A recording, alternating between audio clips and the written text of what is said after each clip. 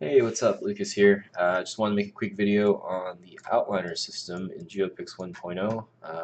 Just want to talk a bit about how it works, why I built it the way I built it, and just a bit about the back end as well. So I got a scene here. I got a few objects, and as you can see as I select them, things update here in the outliner, and I can also do that from here as well. So I can select things, you know, either or, back and forth, doesn't really matter. Also, this outliner is geometry based, so it's pretty efficient. There's no, huge amounts of panel comps. It's all just geometry in a replicated network. And the way it works in the back end is the scene itself. It's a geocomp, and it has lots of other geocomps inside of it, which you see here. I have an OP find that's getting a list of the objects that's in that geocomp, the scene, and then that's being passed to the replicator with some more information, uh, and that's generating this tree view. And when I say tree view, just to show you what this looks like when you have objects parented to one another. If I parent this to this, you can see that a little bit of an L-shaped wire appears there. And if I duplicate this, it just continues to add objects underneath that group. And you can see these little wires here that show parenting structure as well. If I duplicate the cube, duplicating the whole object, kind of like you would in another 3D software application.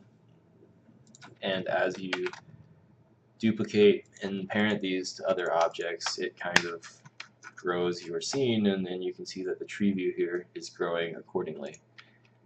This is very flexible. You can go, you can just cascade this as far as you'd like, really. It probably will break down eventually, but I've pushed this pretty far to where it's like halfway across the screen. And yeah, and it maintains structure and order quite well. That's essentially how that's set up the way it is.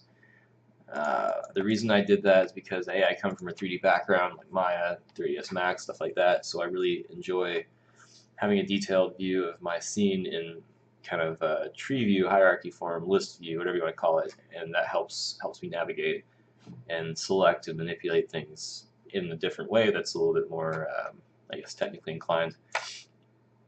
And also, the other reason that that's really important is because in geopix 1.0, the way I want users to not only build their scenes artistically, but build their scenes technically. Things are going to be very component based and module based. So when you create a pixel controller, a Pixelite 4, that has 4 outputs, right? So just to kind of give you a brief practical rundown of why I've done this or put so much focus into this. Let's say this is my Pixelite 4, and then that Pixelite 4 is going to have 4 outputs.